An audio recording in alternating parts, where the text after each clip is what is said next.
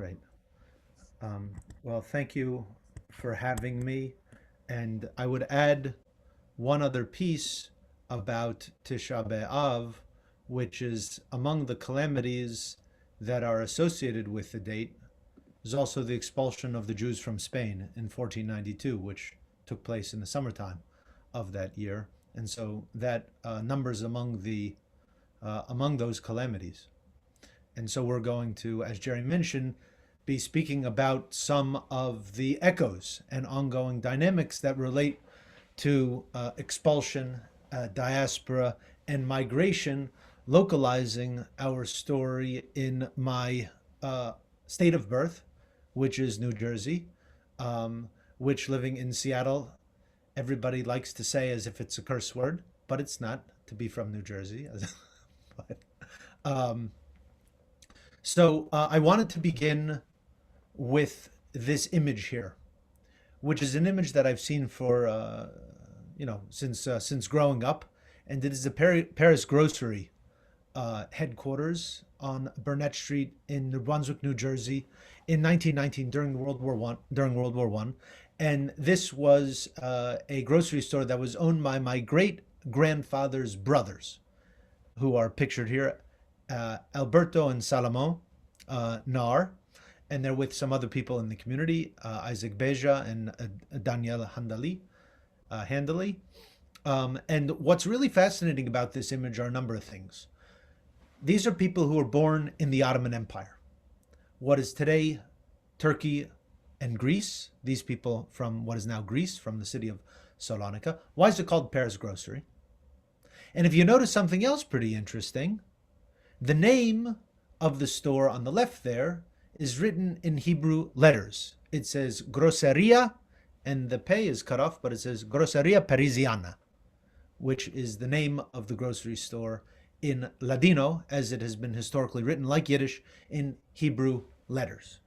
And this is a starting point for our story today. Why do we have these different kinds of cultural influences here? The barrels of produce and the groceries. In fact, they were typical of Sephardic Jews who came to the United States, and in particular those who settled in New Brunswick, in central New Jersey. Some of my other cousins, the Ash brothers, they had the People's Grocery, and they were connected by marriage. Now, what's also interesting is one of the owners here has a very fascinating story. According to family legend, Tio Alberto, he had been, before he came to the United States, an upholsterer for the Sultan back in the Ottoman Empire. How does somebody who was from the Ottoman Empire working for the Sultan wind up in central New Jersey with a grocery store with the name of Paris on there? So that's the starting point for the story. But it's not only just the starting point for my own family story. This is an image that has become representative in some ways of the Jews of New Jersey, as invoked in this book, which some of you may be familiar with, The Jews of New Jersey, A Pictorial History. But we don't know so much about the broader context out of which this image emerged and sort of what the different cultural meanings and connections are. And I'd like to begin to try to unpack that for you today, trying to tell you a little bit about the imprint of Sephardic Jews in central New Jersey as part of a broader story of Jewish history and Sephardic history in the 20th century. And I'm happy to share with you that I've given many, many talks over the years and many talks about Sephardic communities in different places. This is the first time really that I'm going to be focusing my remarks on central New Jersey and on New Brunswick and Highland Park. And it's just going to be a beginning. And what I'm going to try to do is bring together some family stories and some oral history information along with the documented record. And I really want to bring to you and bring to life this story through source materials from the era that is under discussion, from newspapers, from institutional documents, and from other materials from that era. And in order to begin to tell the story, I want to take a step back and move into the Ottoman Empire and to tell you briefly about this unique universe. After the expulsion of the Jews from Spain in 1492, many of them wound up finding refuge in what was then the Ottoman Empire, which stretched from the Balkans to the Middle East and parts of North Africa, and Jews were given a relatively decent welcome in that region, in the context of the Islamic Empire of Sunni Muslims, based with the Sultan and the Caliphate in Istanbul. And Salonika, which you can see highlighted here in the Balkans, today it's the second largest city in Greece, known as Thessaloniki, and for hundreds of years it was in some ways the Jewish capital of the Mediterranean world, both in terms of demography and in terms of cultural production. So, for example, if you've ever been to a Friday night Shabbat service and you've chanted L'Chadodi, well, the author of L'Chadodi, Shlomo Alkabetz, he was born in Salonika just after the expulsion of the Jews from Spain. And if you've ever studied the Shulchan Aruch, the Jewish code of law, the research that Joseph Caro did to create that book in the 16th century in the Ottoman Empire, also undertaken in Salonika, which was a center of Jewish learning for many generations. When we arrive at the 20th century, Salonika is comprised, the population, of more than half Jews, Ladino-speaking Sephardic Jews, in this multicultural, multilinguistic city in the Aegean Sea that enters into the Mediterranean. And you can see there Jews numbered more than the Muslims and Christians combined. It was a very unusual city in this regard, not only among Sephardim, among Sephardic Jews, but in the Jewish world in general. There were very few places that had a Jewish majority like this, that lasted essentially through World War I. And Jews could be found in every aspect of the socio and economic strata of society. There were merchants and rabbis and teachers and journalists and doctors and bakers and butchers. There were also stevedores at the port. There were pumpkin seed sellers and tobacco workers. There were prostitutes and there were gangsters. When Jewish leaders would come from other parts of the world, whether it was Ben Gurion or Jabotinsky, on different sides, essentially, of the Zionist movement, they saw a kind of a model for what an independent, self-governing Jewish life could look like in Palestine, based on what they saw before them in Salonika. The influence was so pronounced among Jews in the city that it actually closed the port, which is a major port city in the region, through which nearly 15% of commerce for the entire Ottoman Empire passed through the port of Salonika. Well, that port was closed Friday night to Saturday night in observance of the Jewish Sabbath. So you're Christian, Muslim, or Jewish, you are observing Jewish holidays as the holidays of the city. Now, transformations also abounded in this region in the 19th and 20th centuries. Sometimes we think about the Middle East or the Muslim world as static and frozen, and that's completely not true at all. And we're going to come to that theme again. But one of the transformative moments takes place in the beginning of the 20th century when a group of intellectuals and political figures launch a revolution, which is based in Salonika. It results in the overthrow of the Sultan and the reintroduction of a constitution into the Ottoman lands.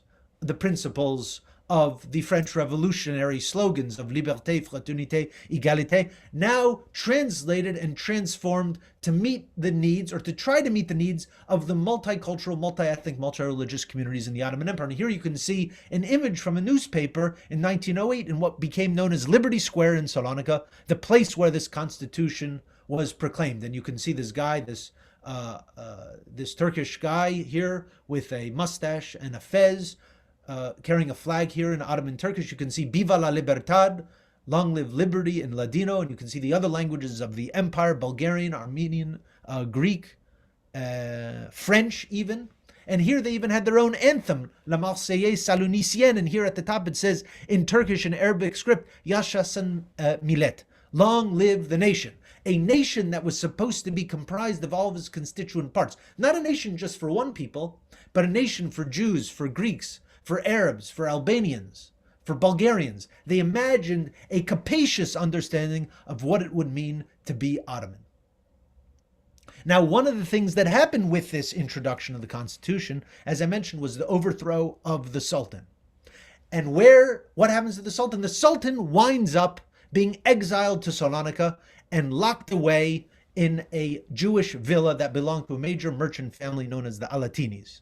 And it is probably here at the Alatini villa where my great-great-uncle, Tio Alberto, probably served as an upholsterer for the Sultan, right here in his native city of Salonika, a city in which our forebears had lived for 4 centuries and more prior to that. And here you can see the Sultan. He was a very notorious Sultan, autocratic rule. He was responsible for instigating the massacres of the Armenians in the 1890s, which would be a prelude to the Armenian genocide some years later. In the wake of the Young Turk Revolution, nationalist sentiments were on the rise all throughout the region. And in addition with these political transformations, economic transformations, people began to leave as the Ottoman Empire would begin to come undone, become unraveled, and would break up into new nation states. No longer the idea of one of many different kinds of people living together in the Ottoman realm, but rather a new principle took hold, the principle of the nation state. One people, one language, one religion, one past, and one destiny. What would happen to you if you didn't belong to that dominant group? What would be your future in the new state of Greece, in the new state of Turkey, in the new state of Bulgaria, in the state of Yugoslavia? And Jews in particular, who did not have a state at the time, would leave in larger numbers from the former Ottoman Empire.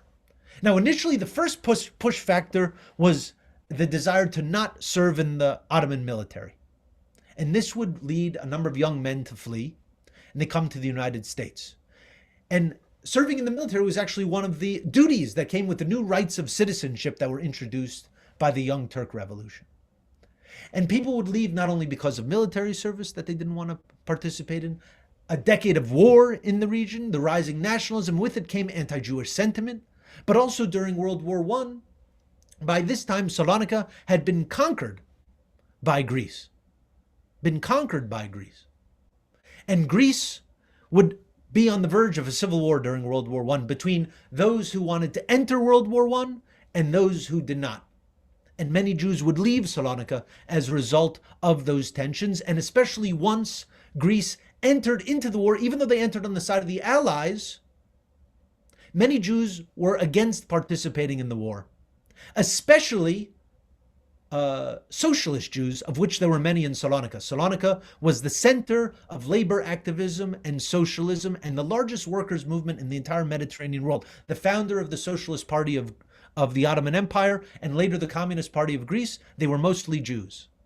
And so among the factory workers and among the other workers in the city of Salonika, which is a major industrial city, many of them opposed the war for a variety of reasons, including their ideological principles, and a number of them wound up heading to the United States, among a variety of other locations. Paris they went to. Some went to what was then Ottoman and subsequently British Palestine. Others went to Buenos Aires, to Havana, Cuba, many different places. The United States would have a particular draw, as it did for many immigrants, Jewish immigrants in particular, and many Jews would be leaving this region during that time period. They would come to the United States, however, and they were leaving largely because they were Jews, and they didn't fit into the new changing political transformation. And they come to the United States, and they have a really hard time convincing people that they're Jewish, because the idea of what it means to be Jewish is largely already taken.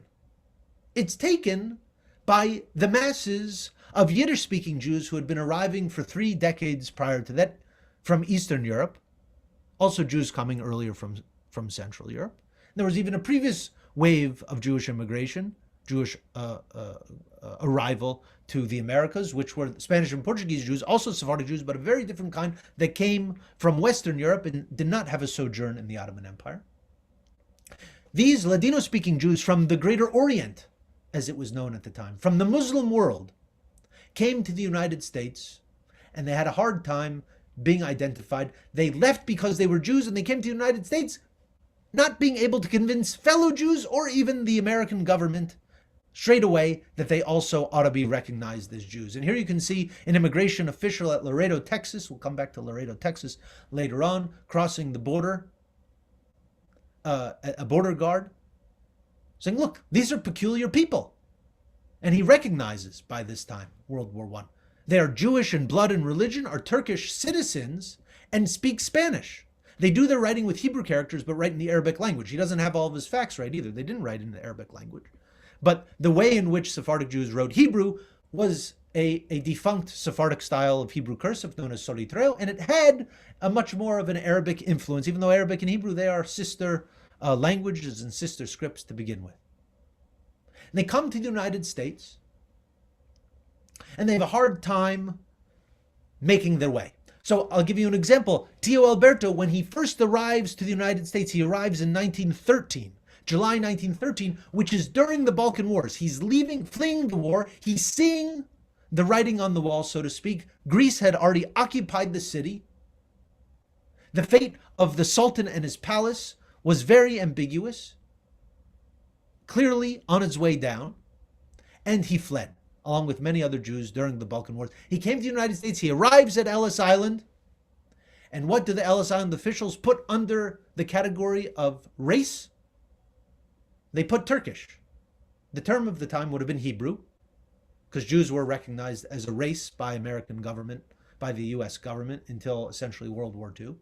But he can't get recognized as Hebrew. And what's fascinating about this document, this Ellis Island document from my Tio Alberto, is that Turkish is crossed out, and on top of it is written Syrian.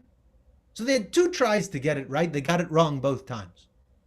But this goes to the question of the illegibility of Jews from the Ottoman Empire by American standards. They were fully Jewish where they came from. There was no mistaking who they were. The surname Naar is a Jewish name in Salonika. It still is today. But by American standards, this name means nothing other than maybe in Yiddish. If you know Yiddish, people think, oh, fool. And then many jokes that come out of that and many defenses that come after that as well. So what winds up transpiring are some initial challenges among Jews from the former Ottoman Empire entering into the United States, trying to make a place for themselves, trying to reestablish a Jewish identity is very difficult when they cannot get others to see them as Jews in the first place. And this is compounded by the way in which American racial hierarchies are developed at this time. And they are at a disadvantage. Jews in general, this is a world of anti-Semitism, a world of racism, a world of discrimination built into the laws of the country. But at least Jews coming from Europe could claim to be in some ways European and then white, whereas Jews coming from the Ottoman Empire had a little bit more of a harder time doing so because they came from a part of the world that was identified at that time as the Orient, the Middle East, the Muslim world.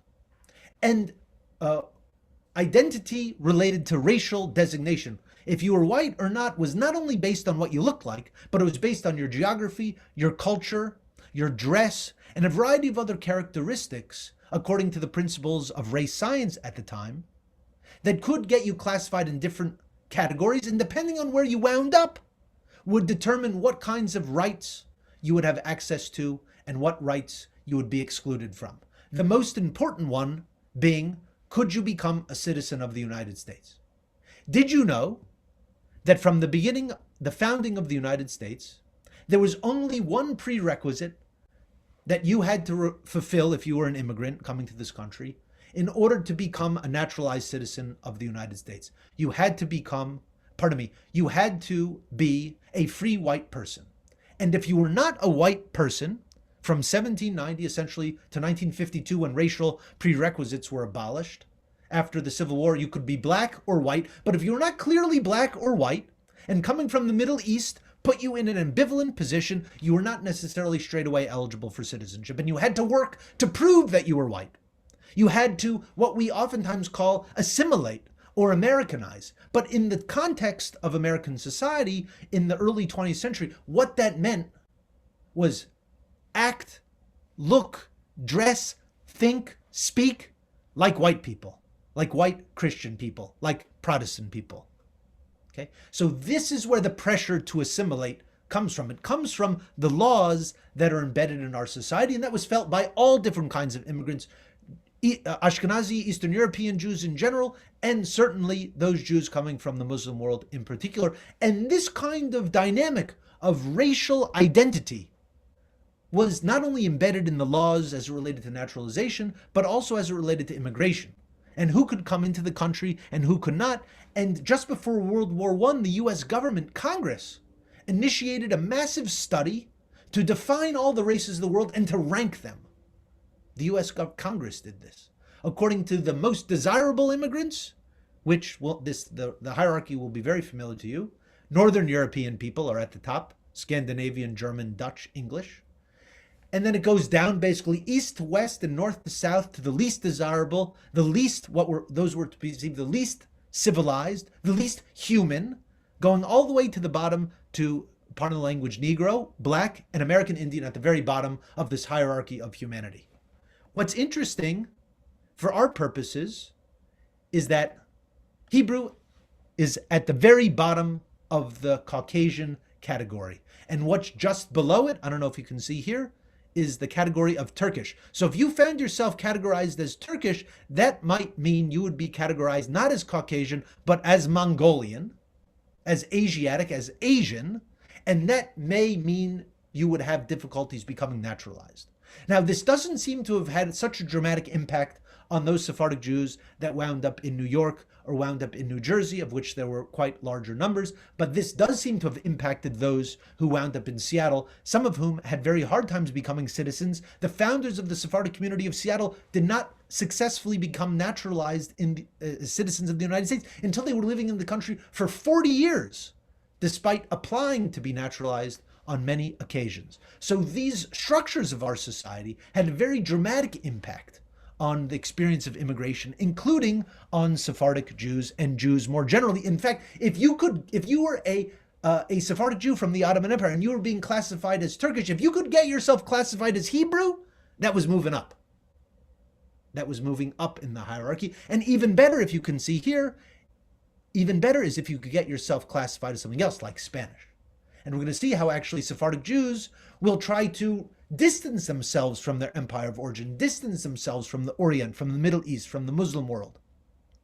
And they will claim or reclaim their medieval Spanish origins as a way to elevate themselves in the American racial hierarchy. Now, that racial hierarchy was not just something that the U.S. government imposed upon new immigrants, but immigrants internalized this hierarchy and projected within their own and among their own communities. And you're probably familiar with the way in which German Jews look down on Eastern European Yiddish-speaking Jews. This is a known phenomenon.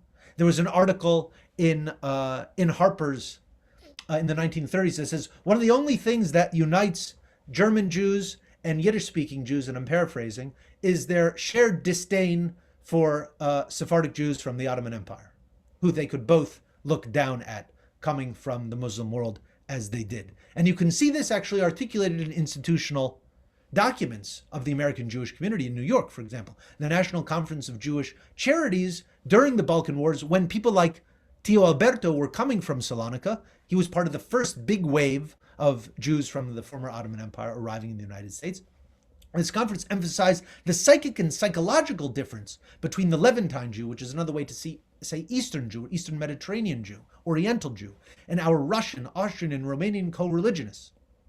So great is the difference that there seems to be little in common. The points of similarity are few. The Levantine Jew is as human, or almost as human, as any other. This is very dehumanizing language. As is the next statement after World War I from the Jewish Federation of New York. They begin the first academic study of Sephardic Jews in the United States begins essentially saying that Sephardic Jews are as alien to their Ashkenazi kinsmen as are the Negroes to the average white Southerner. This is very provocative language in the 1920s, in an era of segregation, an era in which black people do not have rights, in which black people cannot marry white people. So essentially, to say that Sephardic Jews are like black people and Ashkenazi Jews are like white people is to say that there's no way to think of them as further apart. So this kind of sensational rhetoric, dehumanizing rhetoric, would be among the challenges that Jews from the Ottoman Empire and its successor states would face when they came to the United States. And what did they do? They're largely excluded from the Yiddish-speaking world, not only because of language, but also because of these hierarchical kinds of structures, and the sense that some of the mainstream American Jewish communities were concerned that association with the Oriental Jews would in fact harm their own image. So distance was established. And so the Jews from the former Ottoman Empire, they formed their own communities. they formed their own institutions. In New York, there are 20 mutual aid and institutions that are established by Sephardic Jews by the end of World War I, including synagogues and other institutions, and then all across the country. And you can see New Brunswick is right in the heart of things. Many of these institutions would be concretized during World War I. And here you can see on the left, this is a little excerpt I bring you from a La America, which was one of the Ladino newspapers published during World War I. And here it gives you the places in New Jersey. Chevrat Ahava ve'Achva, and if you know Hebrew, it's very interesting to see New Brunswick is written here in Rashi script. That was one of the predecessors of Congregation Ets Ahaim. And then there's another competing organization we're going to talk about, the Hermandad Salonikiota. And there were two branches of that, one in New Brunswick and one in Raritan. And the Raritan one soon dissolved and they decamped to New Brunswick. And then you can see also here, Agudat Zionit Hatikva in New Brunswick. There was also a Zionist organization, a Sephardic Zionist organization in New Brunswick during World War I. So creating their own institutions became one way in which Sephardic Jews found consolation and community in the very disorienting world of the United States. One of the other main avenues through which the Sephardim of the former Ottoman Empire established community was through the establishment of Ladino newspapers. And here you can see a few different examples that were all published in New York, with the exception of one in LA and one in New Brunswick. Unfortunately, the one that was published in New Brunswick, if you can believe it, there was a Ladino newspaper published for about a year in New Brunswick, New Jersey during World War I. No copies, unfortunately, survive. So now we come to the question of why New Brunswick? What is going on with New Brunswick? New Brunswick has a history of immigration, and it has a history of industry in the first part of the 20th century. Probably some of you are familiar that, especially as it comes to immigration in New Brunswick, there's a very strong Hungarian imprint in the city. And there were institutions that were founded already before World War I, like the Neighborhood House on Commercial Avenue, created in 1910. For the advancement and education of children, immigrant children, and essentially people who are a little bit marginalized. There's a fascinating article in the local newspaper talking about the Neighborhood House on Commercial Avenue as more cosmopolitan than the League of Nations, because it had Italians and blacks and Poles, Irish, Hungarians, Germans, Lithuanians, Greeks, and then two different groups that the newspaper identified as different groups. Jews, by which they meant Yiddish-speaking Jews. They don't need an adjective next to them.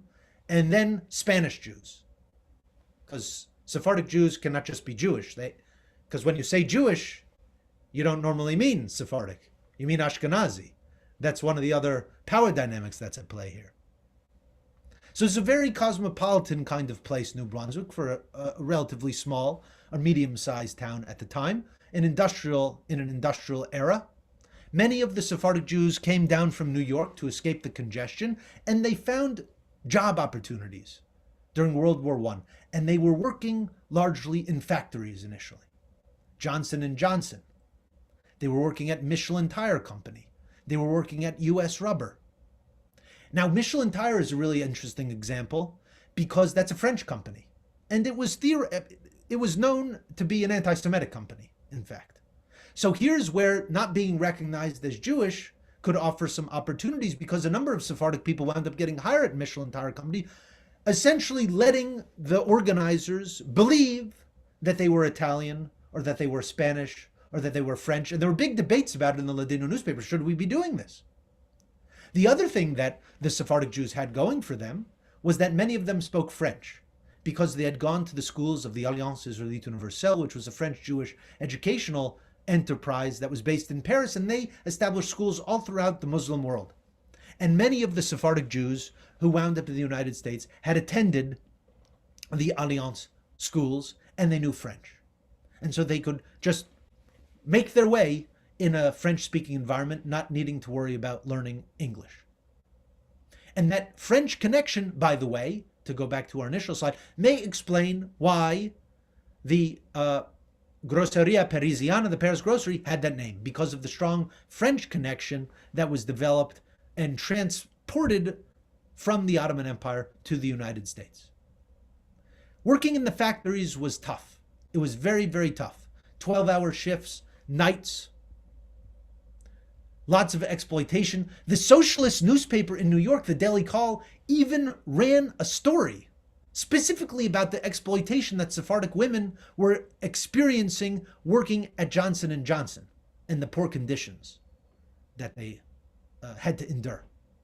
Others became grocers or cabinet bakers, small restaurants. Some even got involved in agriculture in the region, poultry.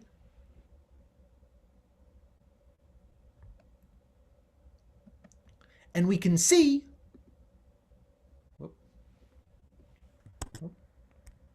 trying to go to the next slide. We can see that by World War I, New Brunswick was really a center of Sephardic life in the United States. After New York City, if you can believe that, New Brunswick was the second largest center of Sephardic life during World War I. After World War I, things changed, but it was the second most important center. And here you can even see an ad in a New York Ladino newspaper about coming to New Brunswick. And I'll read it to you in Ladino, and if you know Spanish, or if you know a little Ladino, maybe you'll pick up a little bit, and I'll tell you in English. No vos cansesh, no sudesh en vuestra venida en New Brunswick. Andad directamente por reposarvos y por hartarvos en la famosa Hotel Café y Restaurant Halal. And then gives the address, 277 Burnett Street, New Brunswick. Ande las camaretas son de primo orden y las comidas sabrosas y diferentes, como las puede hacer un cocinero oficial de muchos años. Which basically says, don't worry and don't sweat it upon your arrival in New Brunswick. To rest and satisfy yourself, go straight to the famous hotel and cafe and restaurant Halal, where the rooms are first rate and the food is delicious and varied as would be expected from an official chef with many years of experience. And the owner was Joseph Samuel Saltiel, or Saltiel, as the name is pronounced these days. So if you think about this, there are about 2.5 million Yiddish-speaking Jews that come to the United States from the 1880s to the 1920s. And among those, there are about 60,000 Ladino-speaking Jews. So they're like 2% of, so the Jewish population is like 2% of the American population. The Ladino-speaking population was 2% of the Jewish population. Not in New Brunswick, where we're talking about more than a third of the Jews during World War I in New Brunswick were Ladino-speaking Sephardic Jews. So that's one of the reasons that makes New Brunswick really unusual. Really, really unusual. Such a very high disproportionate representation of Ladino-speaking Jews, mostly from Salonika, but not only. From towns in Turkey and cities in Turkey, from places in Bulgaria, all the places that I showed you on the map, there was representation from all of those places during World War I. But Salonika, as the biggest center, would be also the biggest representation in the context of New Brunswick. And here's that Ladino newspaper mentioned, El Emigrante, the immigrant, and it had a circulation of 800, which compared to the Yiddish Daily Forward, which had a circulation of 200,000, is like nothing. But for a very small community, this was very significant. And it was a newspaper that was mostly attuned to trying to defend the rights of workers in the factories. And it had more of a socialist orientation. And you can see that the Sephardim in New Brunswick during World War I, they were politically conscious. There was a socialist organization called Los Liberos Pensadores, which means the free thinkers. And there was also this Zionist organization, Agudat Zionit Hatikva, which was the Zionist Association Hatikva, which means hope. And coming out of the Los Liberos Pensadores, the socialist group, they actually even had a Ladino theater troupe for a certain time. Can you believe that? In New Brunswick, Ladino theater, original Ladino theater being put on in New Brunswick during World War I. Here are the titles I translated of some of their original plays. Life in a Foreign Land, The Bankrupt Aristocrat, and you can sort of imagine the class consciousness that might come out of both, but certainly the second of these plays. In New Brunswick, the same kind of gaze that the Sephardim encountered when they arrived in the country at Ellis Island was replicated in the local environment as well. Oh, but before I get there, I want to give you one interesting little tidbit here. Here's somebody else who lived in New Brunswick during World War I, working at Johnson & Johnson. Can you see this name here on Burnett Street? Chaim Azaria, who's a laborer at Johnson & Johnson. Anybody familiar with the name?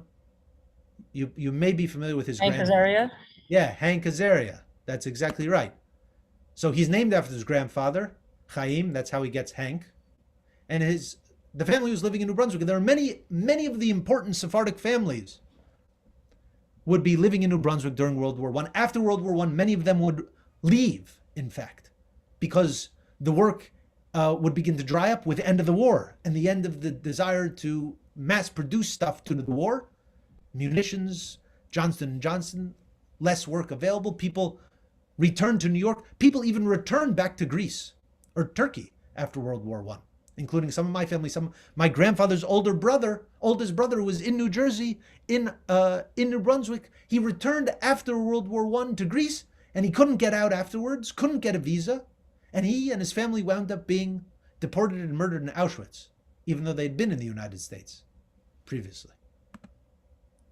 Here's how others saw the Sephardim in New Brunswick. And you could see they were like seen as an exotic group. As very derogatory language would be used to describe the Sephardim during this period. So here I even found a Yiddish newspaper, Der Tag. Der Tag represented itself, it means the day, it represented itself as the newspaper of the Jewish intelligentsia. That was like their tagline. And they ran a piece on the Die Spanische Jiden in New Brunswick, the Spanish Jews in New Brunswick in 1917. And it talks about, using like Orientalist and racist tropes, it talks about the dunkler Orientalische type, the dark Oriental types of the Spanish Jews, who were characterized in the language of this newspaper as being unclean and poor and having no cultural life. It's like just not even true, but just following general racist ways of talking about people who came from the part of the world that the Sephardim came from. And we still have the echoes of that sentiment still today. Here's another one from the Home News. And again, completely racialized and exoticized language. This is from the 20s. And I'll give you a couple of quotes here just so you can get a sense of what the Sephardic people in the first part of the 20th century had to deal with in interacting with other Jews in the world and with like other people in the world, white people in particular. Listen to the racialized language here.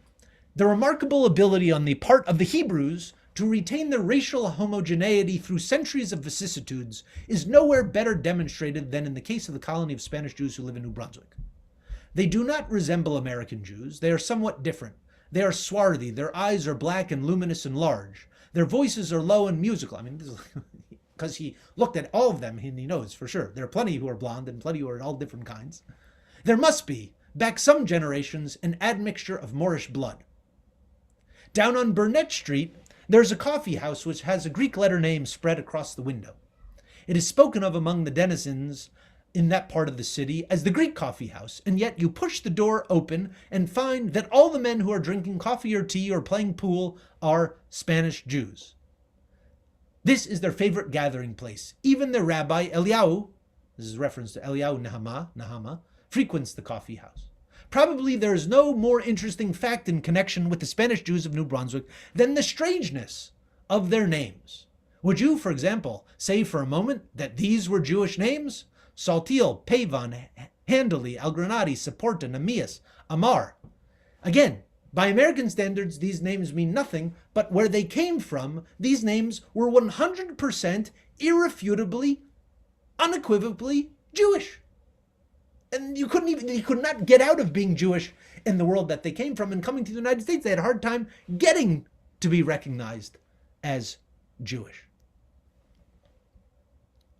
There are a couple of complementary pieces in this expose, past and present customs, trials and pleasures of our Spanish Jews, of whom there are not a few in Middlesex, such as the observation that Spanish Jews dislike war, and they are a preeminently peaceful people, and the newspaper seemed to be impressed that by the 1920s, more than half of them had already become American citizens. Now, as the Sephardim in New Jersey struggled to find their way in the factories and in the broader culture of New Brunswick, here, by the way, is the family of Nehama, who is the spiritual leader of what would become Congregation Ets Ahaim. Here's that Ets Ahaim. What they do is they double down on developing their own institutions. and their own sense of community, because it's not like they have many other options in this regard. Now, you may be wondering, Ets Ahaim is tree of life, and why is it, you see here in English, why is it Essahaim? You might be wondering, if you're familiar with Hebrew, what is this? Sepharadith, what is going on here?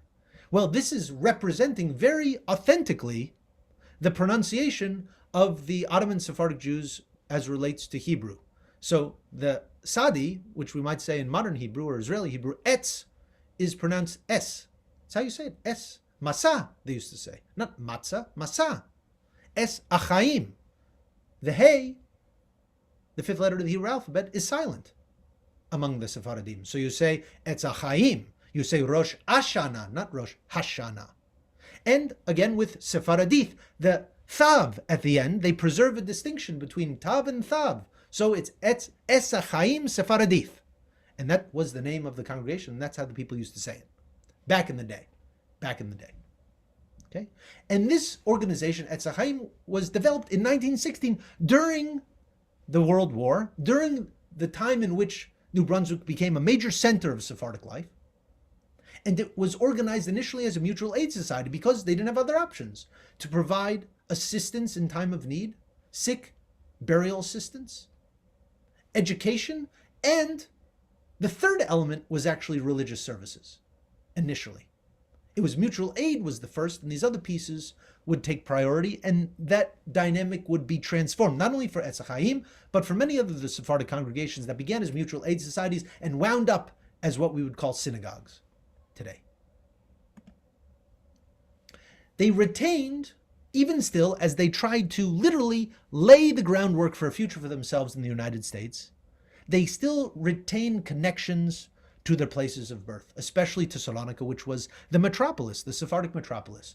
They had an expression that they were referred to in Salonika, referring to the Salonican Jews in New York and New Brunswick.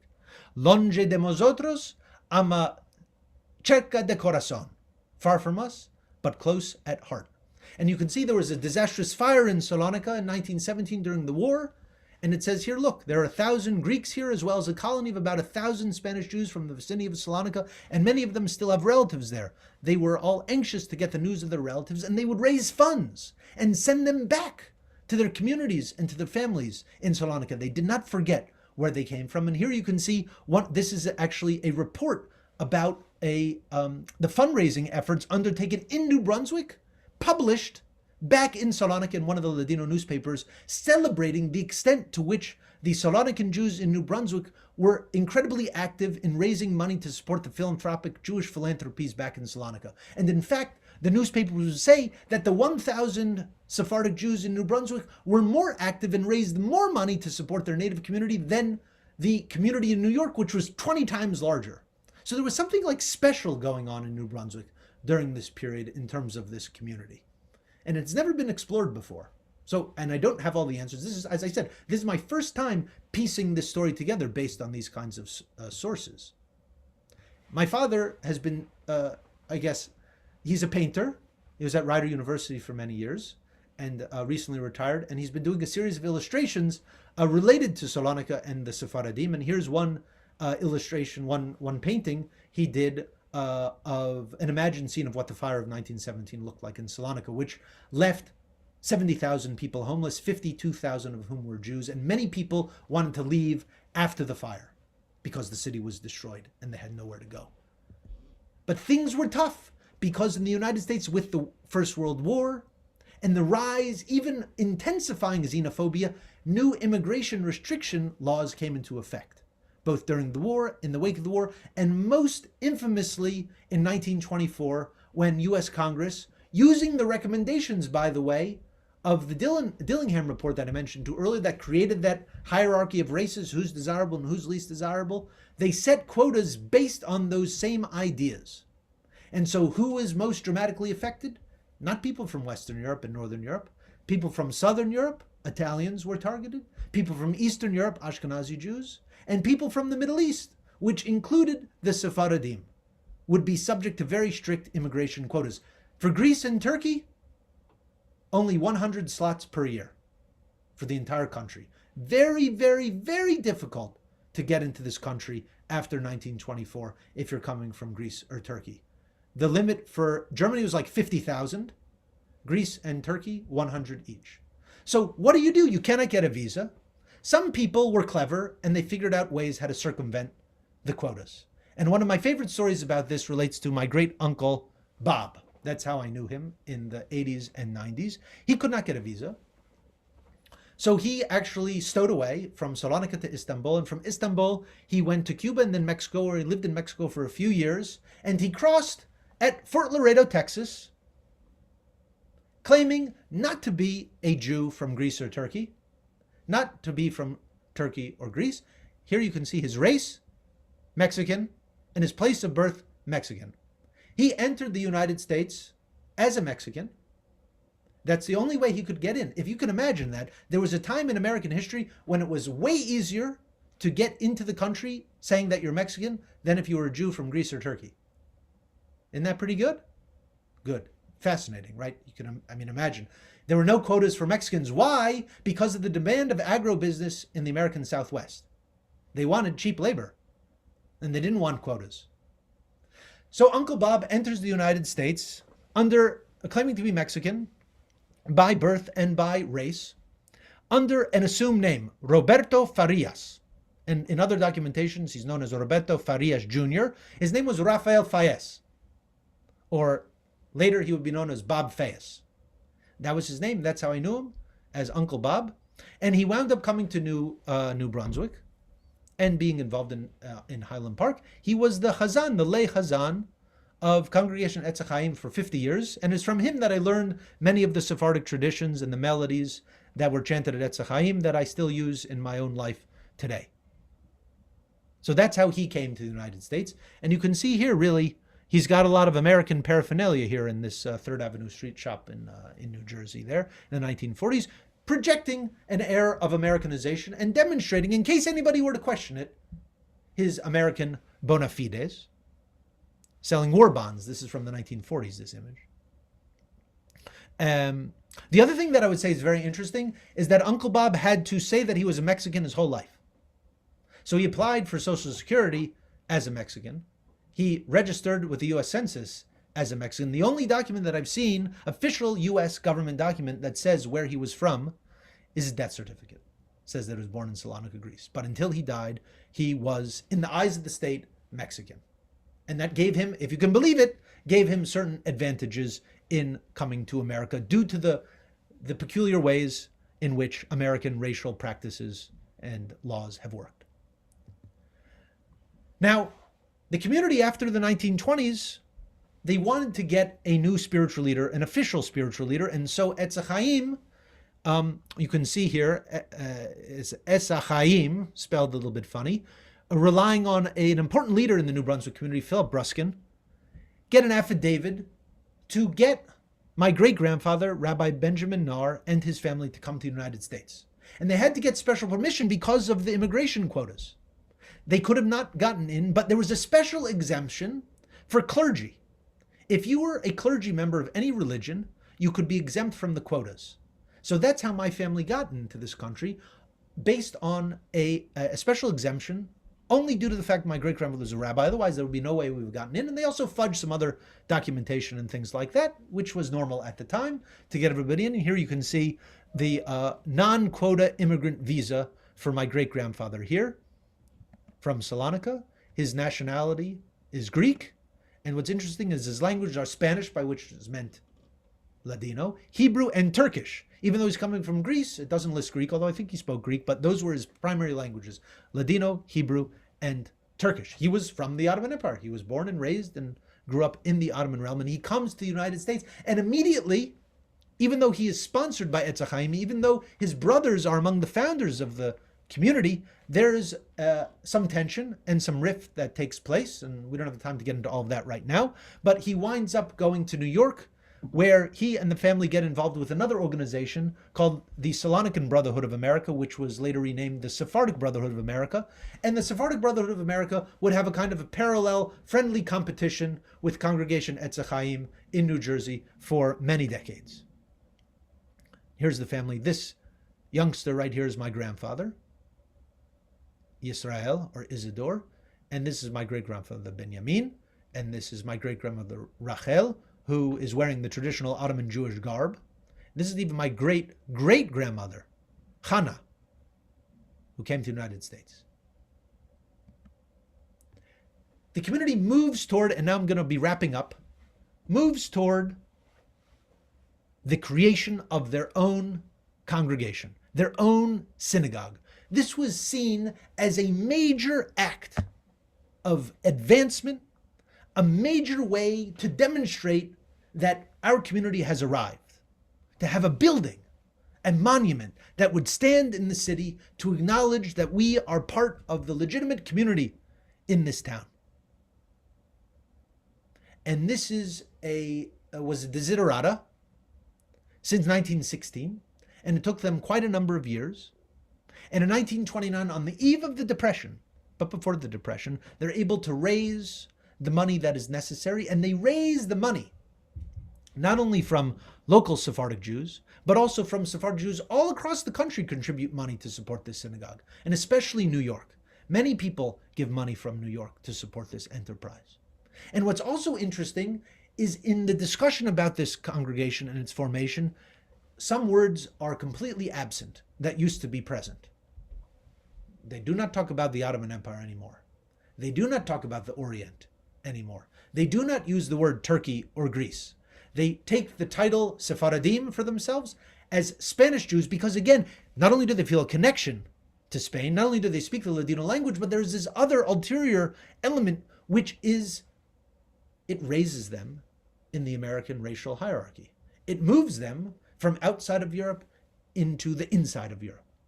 And it legitimizes them not only in the framework of the American state, but also in the eyes of their Ashkenazi neighbors, because everybody knows who Maimonides is.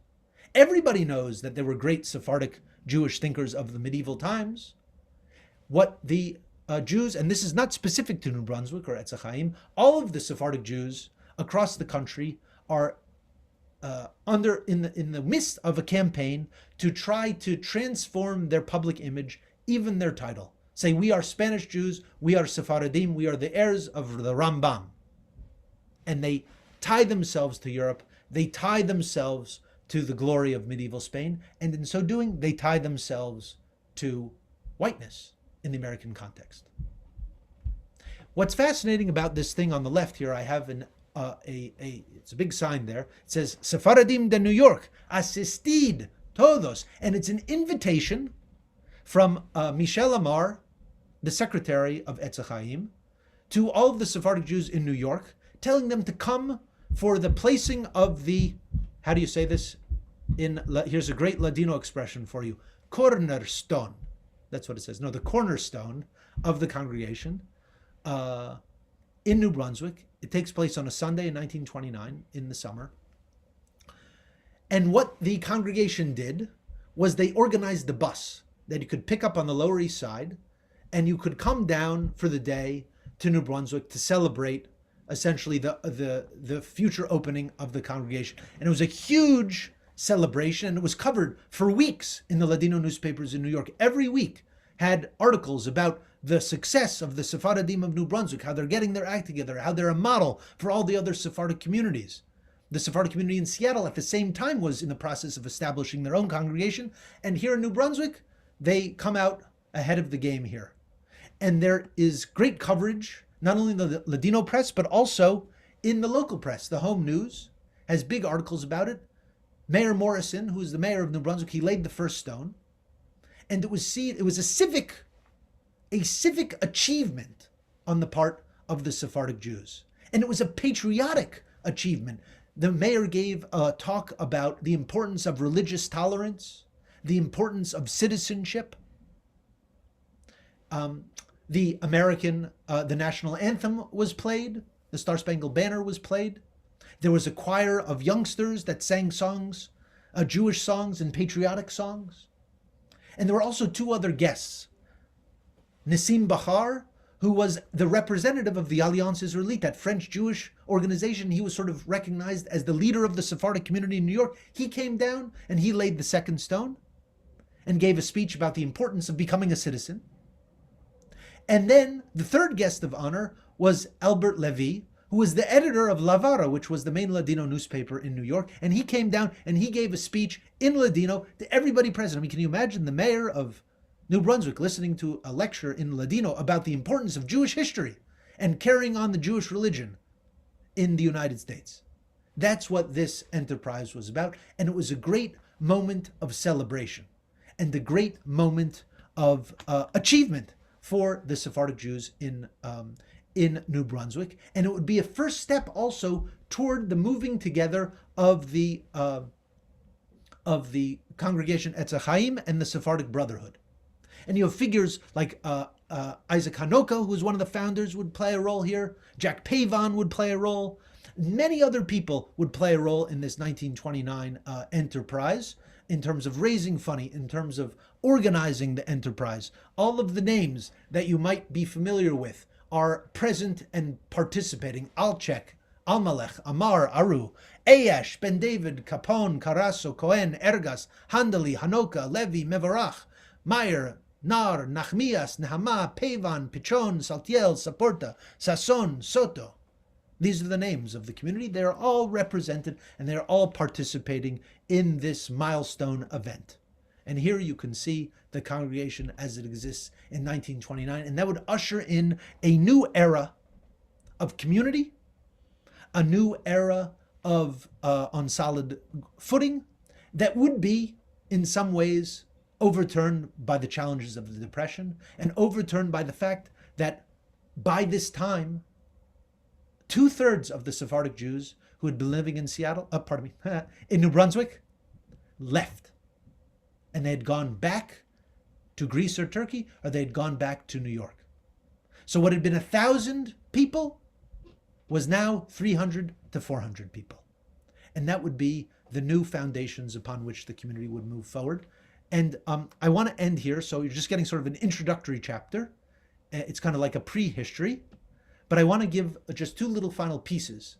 You would see also in this period of the Depression and of World War II, and in its wake, of rapprochement, not only the Sephardic Brotherhood and congregation Ets Ahaim coming together, but here you can see the sponsor of this talk, the Highland Park Conservative Temple, the erecting of its new building in 1948. Can anybody see here who pronounced one of the invocations? Was my own great-grandfather, Rabbi Benjamin Naar, was present at the foundation of the Highland Park Conservative Temple, which also demonstrates the rapprochement between Ashkenazim and Sephardim. And a lot of the boundaries that existed between those two communities would begin to break down, especially after World War II, especially as the men served in the military, especially as the American-born generation came of age, especially as English would supplant Ladino and Yiddish as the primary language, and in the case of both the Sephardim and the Ashkenazim, the destruction of their home communities in Europe and in the Mediterranean with the Holocaust. The Jewish community of Salonika would be completely decimated. And finally, the immersion of a new political entity that could become the focus for many, but not all, of Jews, despite their cultural ethnic background, which would be the creation of the State of Israel in 1948. And that would be, these kinds of transformations would also anticipate and in some way facilitate what would come a little bit later, which would be the suburbanization of Jewish life, including of the Sephardic communities. And that would be established beginning in 1960 with the move of congregation Ets Ahaim from New Brunswick to Highland Park. And even though I was born in New Brunswick, I spent my infancy in Highland Park. And so I have very fond sense of connection to the place. And it's been a pleasure for me to share with you a little bit, a glimpse into the Sephardic world of central New Jersey in the first couple of decades of the 20th century. And I look forward to your comments and questions. Again, this is my first time presenting this material, so I'd be very interested if you have ideas and suggestions, sources, stories that you'd like to share. And again, I could only share the tiniest sliver of the available material that I've come across from the press and other archival sources, but I hope it gives you a little bit of a sense of the trials and tribulations, the aspirations, and the contributions and successes of the Sephardic Jews of central New Jersey and the imprint that they left in that region that continues to echo on until today. Thank you. Wow, that was quite a talk, and quite a history lesson, and on many levels. The, so I'll just open it. I want to do one thing before we open this to questions and discussion, which I hope people participate in. So let me just share one thing that I want to do that's very important. I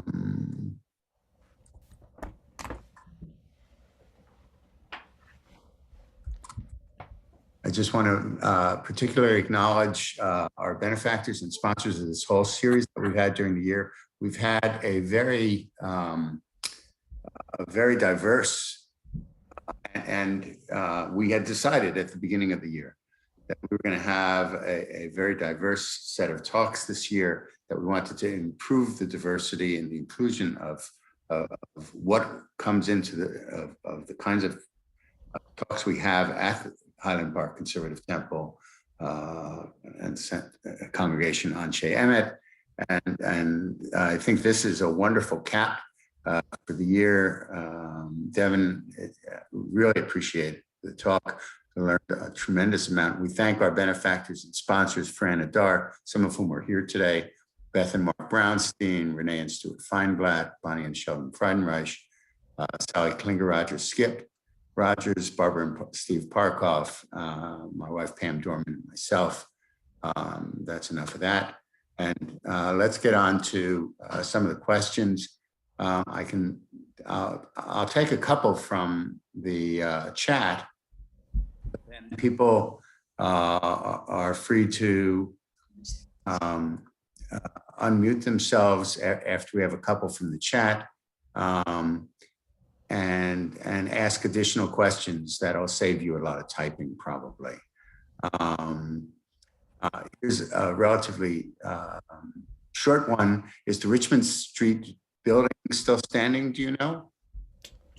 I don't know. Maybe somebody who's. No, it's not. No, there's apartments there. No, it's not. Okay, that's what I thought. Richmond Street is where AA used to be in New Brunswick. It was AA on one side and Ets Ahaim on the other side of the street. Alhadeff. Okay, thanks, Brenda. I guess we have a lot of people complimenting you for the talk. How about some other questions? I saw one. Ellen Diamond, still on. You want to unmute yourself? Jerry, this is David David? Slusky. I had asked David a question in the chat, and then I had to leave for a minute. I wasn't sure if I got answered the talk or not about the big fire in Salonika around 1920 or so. Yeah, I mean, I'd be curious. What were your family names? But we talk about that later. But yeah, absolutely, the fire was one of the main motivations for emigration, because the whole Jewish quarter, the center of the city, was destroyed, and so essentially, many people left. But because of the rising immigration restrictions, the U.S. became a more difficult destination. So that's why people started going to France, or they started going to Latin America, because there were no to Argentina or to Cuba or to Mexico. So the story, I guess my grandmother's maiden name was Pardo. Great-grandmother's maiden name was Alvo. And one of my grandmother's uncles came to the U.S. in the teens, but they came, my great-grandparents and my grandmother and her siblings came in 1920 and got in. Yeah. That's fascinating. I'd love to be in touch with you more to hear more about your story or offer any clues that I can. But 1920, that's like a little bit of the later stages. So like the bulk of the people who would come would be coming prior to essentially 1920. Although there would be people who would come, some survivors would come after the war also. Right. I'll email you, because we have some documents you may find it interesting, including some on Ottoman. So I'll send you an email. Great, that would be great. Wonderful. I'll put my email in here. I'd be happy to be in touch with anybody about that. So I see we have a question from David Goldfarb. Are there any Sephardic Seattle stories or anecdotes that you think would shed more light on the Central New Jersey Sephardic experience that you can share? Well, I was surprised actually to see the parallels, between Seattle and New Brunswick, because they sort of jockeyed back and forth between which was the second biggest community after New York. So that's one piece. And so, like, at certain times, if you read the Ladino newspapers in New York, and if you didn't know anything about American geography, you would think that either New Brunswick or Seattle was like another borough of New York City, because there was that much news and coverage about what was going on there. The one major difference is that the places of origin of the communities were quite different. So New Brunswick was mostly from Salonika, and with a sprinkling of people from other places, whether Izmir or Istanbul or Bulgaria or Çanakkale and Gallipoli and places like that. Whereas in Seattle, people came from the island of Rhodes, of which there were very few people in New Brunswick who came from the island of Rhodes, and small towns around Istanbul. And that sort of shaped slightly different dimensions to the experience at the time. But like the creation of congregations, buildings, 1929, parallel. Seattle has two Sephardic synagogues. One was built during World War I. The second one, 1929, at the exact same time as Ets Ahaim was built. And so that, so there's a lot there. Also the name shift and campaigns to say we're not Turkish, we're not Oriental, but we are Spanish and we're Sephardic. Those campaigns are taking place in parallel to each other. We have a question from either Ann Sherrill or Steve White. It's Steve, actually. I'm just pretending to be Ann Sherrill here right now. So two things. One is I would love to be in touch with you to hear about some of the traditional Chazanut melodies that you've learned. I, for a while, was going to Ets Ahaim some on Shabbat afternoons until COVID to try to learn some more. But I would be very interested to correspond with you privately about that, if that's okay. Sure. Yeah, I'd be happy to be in touch. My other question was, I was just curious to what extent the parallel establishment of the Greek Orthodox community in the area influenced the Salonika community. It's a great question. So that might be actually another parallel to find between Seattle and New Brunswick, insofar as the initial sense of ostracization, ostracism that some of the Ladino speakers felt from the already established Jewish community led Greek Orthodox Christians and Sephardic Jews in those early days to kind of develop community together. And so that's why I alluded to one of the Sephardic cafes was described in the press as a Greek cafe. Same thing in Seattle. The Sephardic Jews were at Greek cafes, and there were some dynamics that were at play there.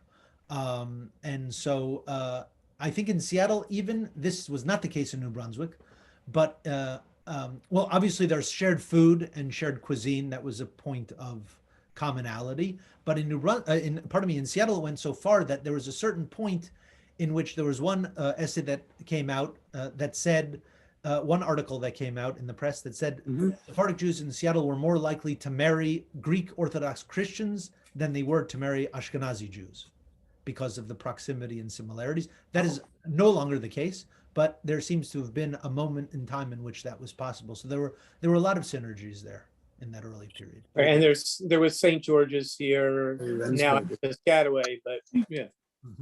I would imagine they would have been crossing paths quite a lot, and that's something that, as my research progresses, both in terms of Seattle and New Brunswick and New York and some of the other places. I mean, there are a lot of places to look at. I would suspect that would be the case. Like for example, Tio Alberto, who came who came with Ellis Island and was identified from Salonika as being Turkish or Syrian, he put down as his contact Isaac Hanoka, That's who was hosting him. It would be very interesting to find out who Isaac Hanoka, who was sponsoring him. Like, who was the first Sephardic person in New Brunswick? It's not necessarily clear, to me at least. And then how did that person get there? In Seattle and also in Montgomery, Alabama, and in Atlanta, the initial connection for the Sephardic Jews from the Ottoman Empire, they came following Greek friends. That was the initial link. Not clear whether that's the case or to what extent in New Brunswick. So if anybody has insight on that, I'd be very interested, obviously. Thank you. Steve Eisdorfer, I think, is next, and then Beverly Spool. So a comment and a question. The comment is that being reclassified from Turkish to Syrian was a very important thing, because in 1909, Louis Marshall won a case in the US Supreme Court holding that Syrians were white. That crazy? So that was in fact a very significant, to get yourself reclassified as Syrian was to get yourself reclassified as someone who by determination of the US Supreme Court was white. That is exactly correct. Yeah, that's exactly correct. My question is, so there is a delegate to the New Jersey Constitutional Convention of 1844 named Benjamin Naar, who actually plays a significant role. He is the author of Article 1, Section 1, Article 1, Section 2, which are the civil rights articles of the 1844 Constitution and which were carried over to our current Constitution. Any relationship? Any idea where he might have come from? It's an excellent question. Both excellent comments. Was it Benjamin Naar or was it David Naar? Maybe it was David. David Naar. So very, and it actually relates to a couple of other questions here about the relationship between the Sephardic Jews that I'm talking about and the Sephardic Jews that were connected to Mikveh Israel in Philadelphia, the Sephardic Jews that are connected, that were the founders of the Spanish and Portuguese congregation in New York, Shereth Israel, that were founded in the colonial times. So this guy, David Naar, and his family, David Naar was born in, I'll bring it back. He was born in St. Thomas in the Virgin Islands. His parents were born in Curacao, which is a Dutch territory off the coast of Venezuela in the Caribbean. And his forebears had come from Amsterdam, and before that, Portugal, and before that, Spain. So they're like, scholars oftentimes talk about the Eastern Sephardic diaspora and the Western Sephardic diaspora. Like Spinoza is maybe the most famous or infamous, depending on how you want to think about it, figure that comes out of the Western Sephardic diaspora in Amsterdam in the 17th century. And so what you see happening in New Jersey in the 20th century is these two Sephardic diasporas come to the same space of New Jersey. And what's fascinating here, not only with regard to the Nars, but with members of these communities more general, it is not a friendly welcome. It is not a friendly welcome, because the Spanish and Portuguese Jews think of themselves as the grandees, as the old establishment of the American Jewish community. I mentioned the stereotypical attitudes of German Jews to Eastern European Jews. Well, the Spanish and Portuguese Jews saw themselves as higher up on that hierarchy than the others, and they also looked down at what they insisted be called not Sephardic Jews, but Oriental Jews. So actually, the Reverend of Congregation Shereth Israel in New York, a very well-known figure by the name of David Solapool, he said, whatever you call these newcomers from the Ottoman Empire, even though they may have distant roots in Spain, don't call them Sephardic, because we don't want them to be associated with us, and we don't want our name to be tarnished by association with them. It's like really unfortunate kind of stuff, but that was the reality. And so there was a biography that was written by Rabbi Kahn, I think it was, who was the rabbi of Alhadeff Israel in Trenton before it moved to Lawrenceville, which is where I happened to be bar mitzvahed, by the way, many, many years later. But he wrote a biography of Judge David Naar, in which he had a footnote saying, there are other people named Naar, and they are also Sephardic Jews, and they also live in New Jersey, and they have nothing at all to do with the Nars that I'm talking about, because of that sense of great distance. And I remember even talking to my grandfather, and he had a clipping of an article about David Naar. He's like, no, we're not related. Like, well, why do you have the thing? Well, it's just Naar, it's Naar. It's like, no, I don't even think he was Jewish. That was my grandfather's comeback because he was quite assimilated. Now, fast forward to when DNA testing is becoming available. A descendant of Judge David Naar, who lived in West Windsor, contacted my father. I was like 20 years old at the time. No, I was 19 years old at the time. And he said, my great-grandfather was this guy, David Naar. He was a judge and he was involved in New Jersey politics and stuff. He was actually a very provocative figure because he was known as the voice of the South and the North. He was pro-slavery because he had the Caribbean roots. So we did DNA tests. And the DNA test revealed, sure enough, like 500 years ago, we likely share a common ancestor, most likely in 16th century Portugal.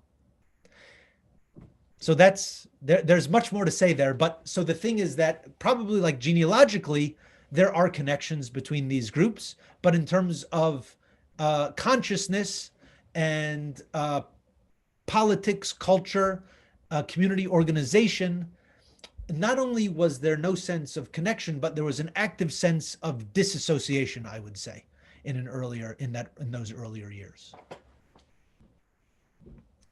Thank you.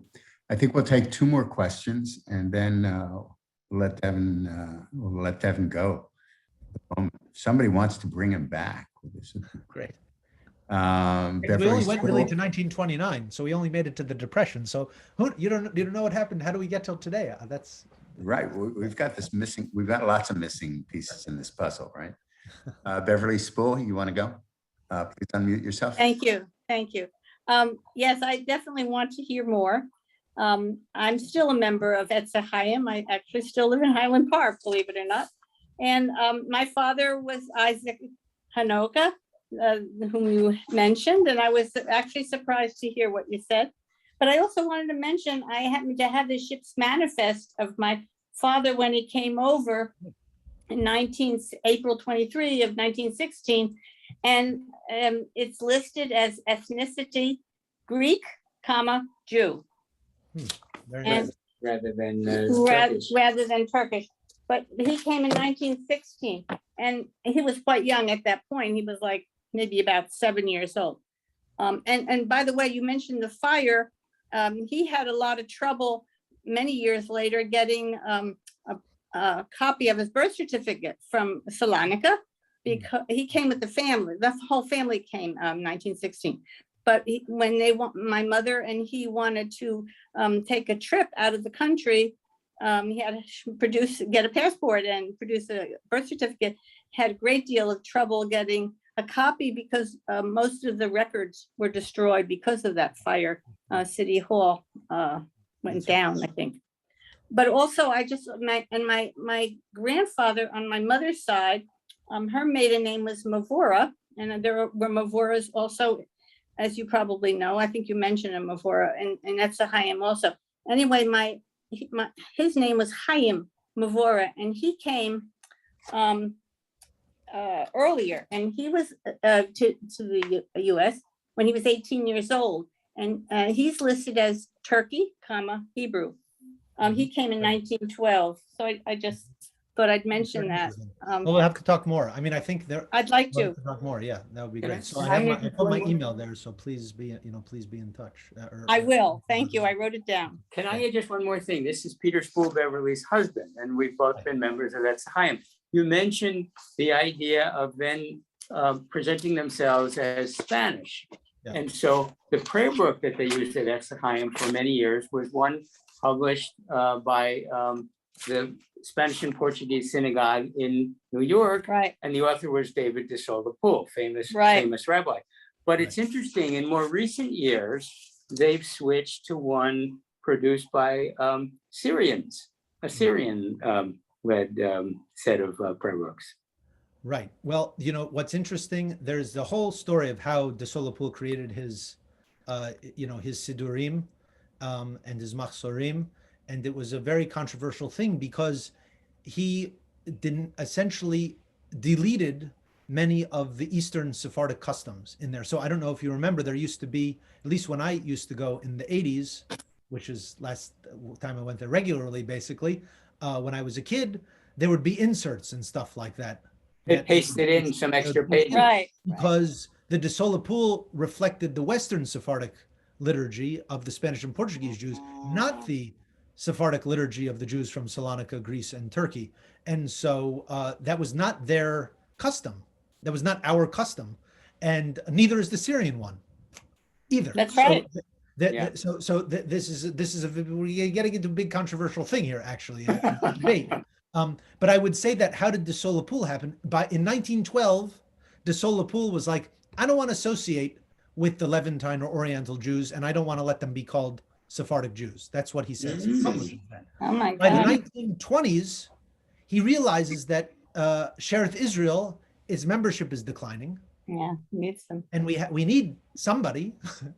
And maybe they're not as bad as we thought they were. And so he begins, and it's actually through the sisterhood. The sisterhood of the Spanish and Portuguese synagogue is the first entity that tries to achieve some kind of bridge between the Spanish and Portuguese Jews, the old established institutions, and the newcomers from the former Ottoman lands. And it's through the women that this bridge is built. How interesting. Okay, I'll give the last question of the afternoon before we thank Devin once again.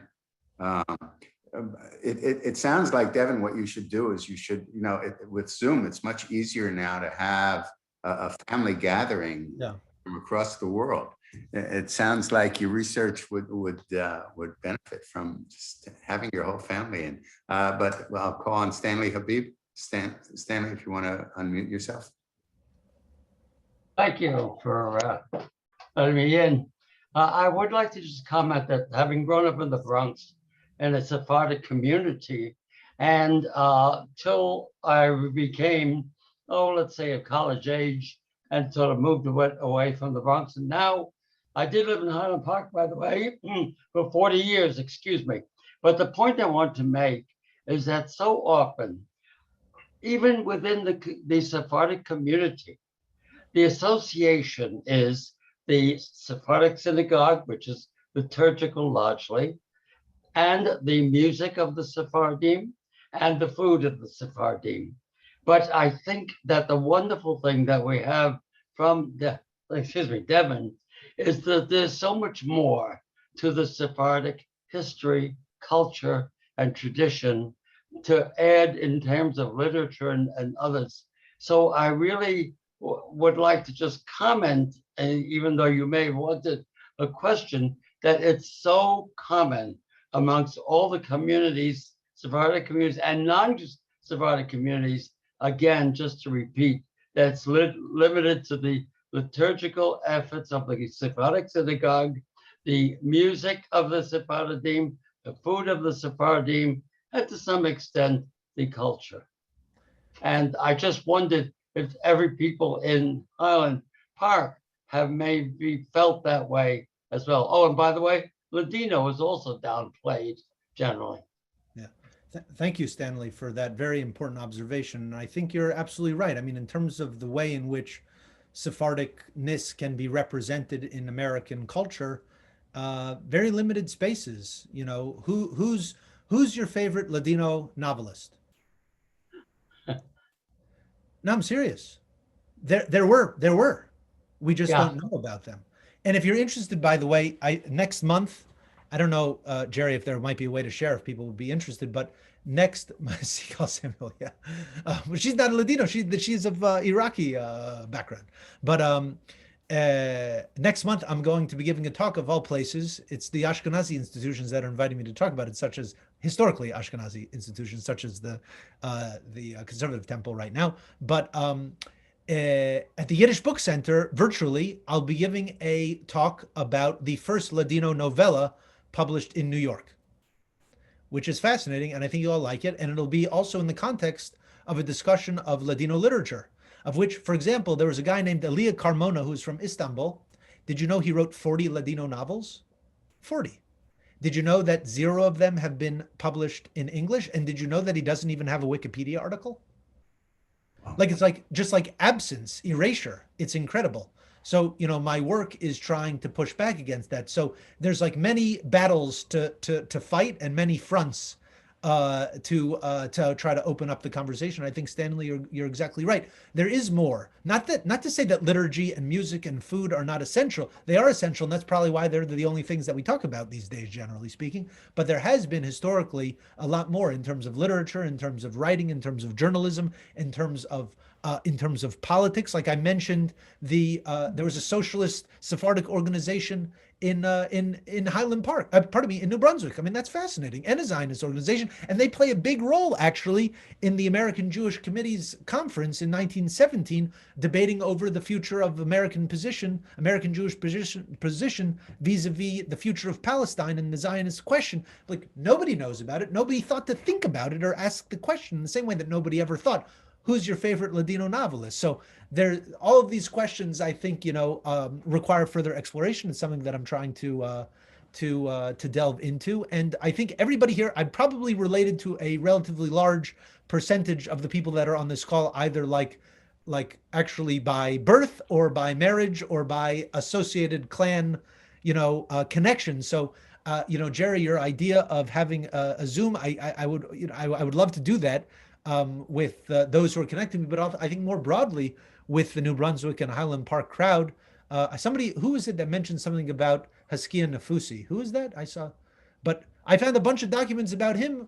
He went to bail out, try to get one of his sister-in-law who was detained at Ellis Island, try to get her from not being deported, and all it comes with testimony and all sorts of other things.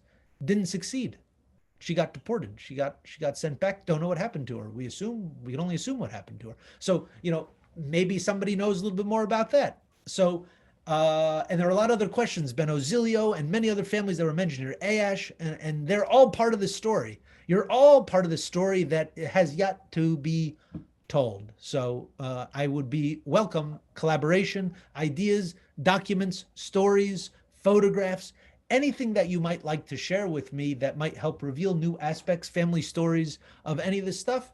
Maybe you'd like to see it one day in a lecture or a book, please send it to me. I'd be very, very interested in all of that. So Devin, before just finally thanking you, just a couple of personal comments. One of my classmates at Woodbridge High School which is where I grew up, was Roy Nafusi. And when I posted this, he's now in the Pacific Northwest. When I posted it, he, I think, reposted it. He's not on the call today, but he may have some information for you. Another personal comment is that our closest relatives in Israel, closest emotionally relatives in Israel, a family of whom I've known 4 generations now, the great-grandfather of the current 50 to 20-year-olds was also from Salonika, the great-grandparents. And they came to Palestine in the teens when it was still, I believe when it was still Ottoman before the British took it over. So I was surprised to find out that I have in our extended family also a Salonican connection. But please send me the information about your talk at the Yiddish Book Center, or I think that's what you said. Where it was. That's right. And I think we may have the list of people and their emails, because we have to send them the links, and we'll try to get that out to them. This talk will be posted. The Highland Park Conservative Temple Congregation Anshe Emet has a YouTube channel. Great. And Devin has generously agreed to let us post this talk on the YouTube channel. It may also be on the synagogue site. Okay. It'll take a week before all that comes about. But I really want to thank you. This was stimulating in lots of ways: local history, history of race in America, history of intercommunal coming together and intercommunal exclusion. And it's just been an eye-opening, fascinating talk, both locally and in a larger context. So thank you so much for coming today, Devin. Thank you. It was my pleasure. Thank you all. And please be in touch. I put my email there. I would love to hear from you. I see, Brenda, I'd like to talk to you too. You're right that, that your grandfather's name was on my family documents. There's a lot to talk about there. So lots to discuss. Thank you all very much. Thank you, everyone. Okay.